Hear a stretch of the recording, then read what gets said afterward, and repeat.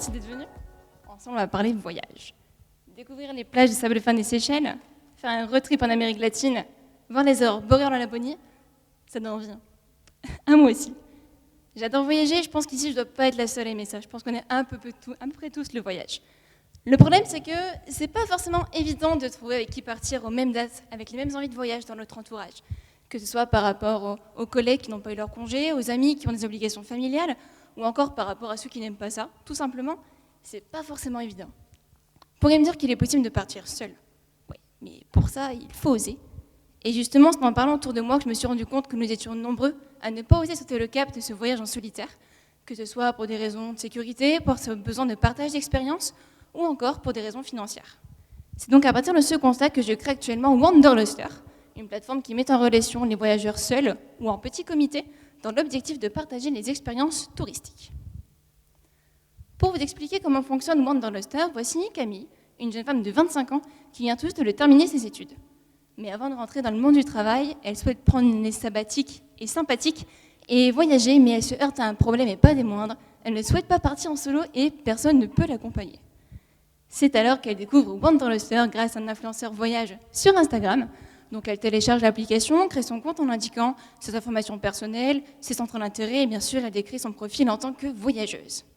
L'application l'invite ainsi à découvrir le profil d'autres utilisateurs qui lui ressemblent, avec lesquels elle rentre en contact par la messagerie instantanée.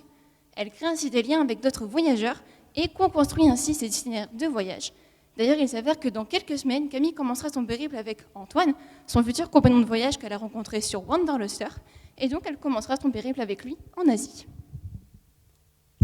De plus, Camille sait que sur place, lors de son aventure, elle pourra se géolocaliser grâce à un système de géolocalisation et pourra ainsi rencontrer d'autres Wanderlusters, c'est-à-dire d'autres voyageurs de la communauté. Camille se sent ainsi beaucoup plus rassurée, elle est moins anxieuse à l'idée de partir, c'est qu'elle pourra partager son aventure. Elle sait aussi qu'elle rentrera donc de son aventure avec des anecdotes de voyage à raconter, d'autres idées de voyage à concrétiser et aussi surtout d'autres Wanderlusters à rencontrer.